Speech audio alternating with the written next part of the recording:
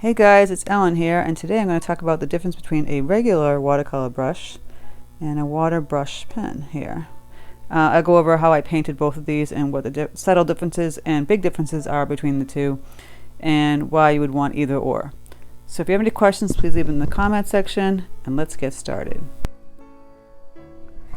Okay guys, and by the way, I have a new setup here so that you can see more of my desk. I have a new light and camera holder, so hopefully you can see more of what I'm doing, although it's in my way of my seating, but that's okay. So I have here a brand new Princeton 8 long round brush, which I love, and the water brush pen, basically. So you can show the difference between the two using the two. Why would you have this and why would you have this? This is obviously a traditional watercolor brush using here, and I'll show you how I use that.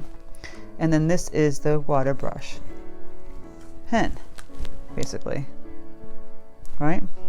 So what it is that it has water inside of here. You open this up, you twist it off, you fill it with water, and you twist it back on. And there's a reason for that. There's a couple of ways to clean this brush. You clean it by squeezing the water through the brush. So let me give you an example. So I'm going to pick up some of my magenta paint that I mixed here, and it's all on the brush, and it's on my paper towel. And now I'm going to squeeze that water, and it's going to come through, and it's going to come off there. So then you're cleaning out all the color off that brush tip. Squeezing, see? And the same thing you're going to do to actually put the paint on the paper. So I'm going to grab the magenta, as you can see here, that I mixed up already. I'm just going to make some flowers just to show you. So I'm pushing down on this brush, and this color is pretty concentrated. I'm just doing these marks. Now this is what is also limited about this, is that it's just a pointed tip.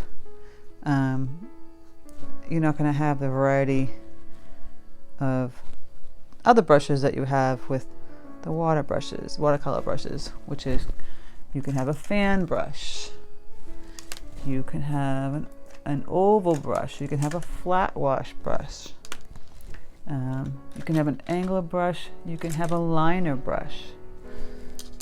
There's more variety. So that would be the biggest difference. But here's another one. So here I'm putting in just down some flower marks, some petal marks. Since it already has water in it, I'm going to take off some of the color off my paintbrush. I'm going to squeeze the water down onto the brush, see, squeezing it. And now I've got water already there. And I can manipulate the flower even more. So with just this one tool, instead of picking up the water and coming back, picking up the water and coming back, I'm now squeezing the water. As you see here, squeeze it out. And I've watered this the way I want to without having to go into the jar. See that? I can clean up even more. I can still swoop it up a little bit, just like the paintbrush. But I can still go back in and add more water again. See, I'm making this really big flower. Now you could clean it off like this, but the best way, as like I showed you before, is squeezing through and getting the color. Again, I'm going to grab some of this green, make a simple stem, simple leaf. But if you want to go into this floral and just make it a little more atmospheric and take off some of the tone, you add the water by squeezing it again. See, I'm squeezing it down, and there's a lot of water that comes out. And you just go like that, just squeezing it and adding the water. See, squeezing that water. And they can manipulate it that way. Now, for the regular brush, let's do a purple flower. So I've got my 8 round brush, and I put water into this. And I'm doing the opposite, going this way. See, I'm making strokes similar to what I just did. And I keep grabbing the paint, just what I did before. But the difference is that I'm not going to be able to squeeze water down to lighten up the leaves and the petals. I'm going to have to grab my water jar, so I'm going to clean this off. I can still use this water even though it's got some color in it, because I'm just going to wash. See, I'm going to take the water and grab that and then go like this. So what is convenient about the water brush pen? If you are painting outdoors, on the go, and you don't have a jar close by, this guy comes in handy because it has water inside the pen. And you, like I said, you're only having to squeeze out to clean off the brush. There we go, just adding more light wash, and even more if I want to. Woo. So if you're traveling, if you're on a train and you want to paint, people do that. I've done it. I don't know about a bus. Plane maybe, if there's no turbulence. Go back in and add some blue.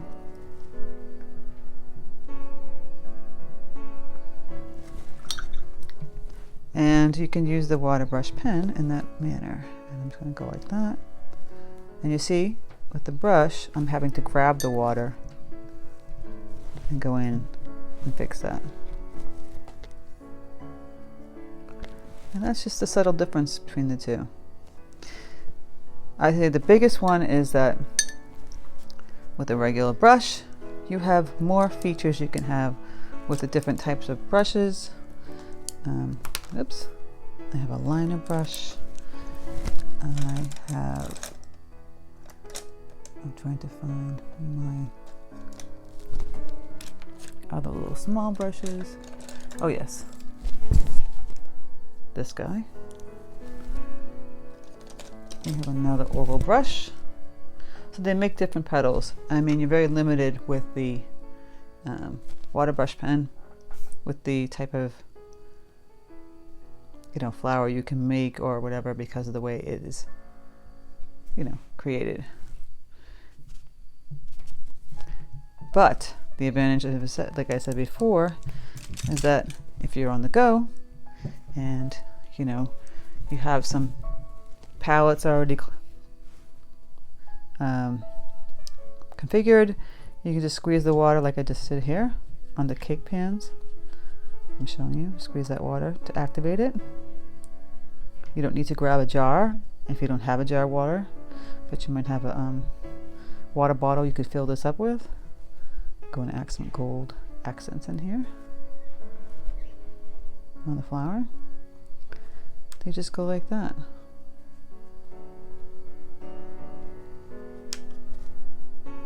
Grab some more gold accents. Some in here too. So you can squeeze the water on your pan to activate it if it's dried out. Just adding some gold accents. So those are the subtle differences between the two. I'm using this like I usually a brush, but like I said, you can squeeze out the color, goes through the brush and out into the paper towel. And another difference is that I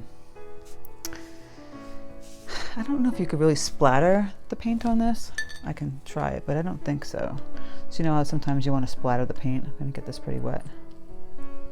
And I use the brushes. You could try it. Yeah, it does work. See? Not bad. Splattering the gold paint. Get some more of this gold. Some fun. And again, you put it in the jar, but if you don't have a jar, obviously if you're traveling and you don't have a jar, you're squeezing out the color onto your paper towel until you don't see it anymore and it's gone. And then you just fill it up again if it's empty and you keep using it that way. So that is the difference between the two. people wondering, well, why would you use that? Well, because sometimes they come with some sets and they're great for traveling, you know. Just you can make some fun things with them. Like I said, it just showed you how to make this little flower here. I'm going to go ahead and add some more details. And I can still use it on this one.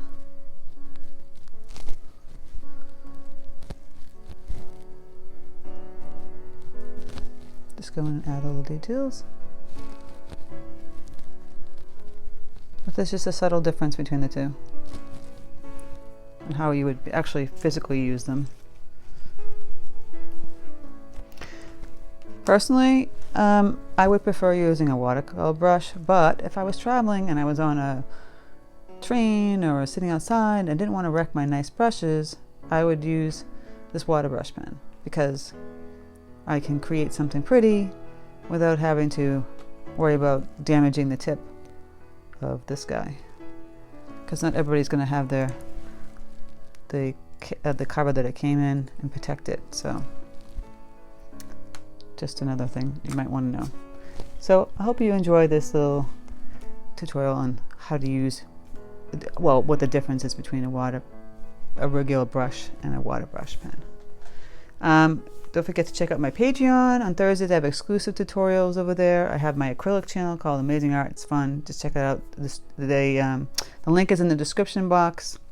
If you have any questions, please leave in the comment section, and I'll try to get to them as best as I can. Thank you guys so much for stopping by. I hope you have a fantastic day. Take care, and I'll speak to you soon.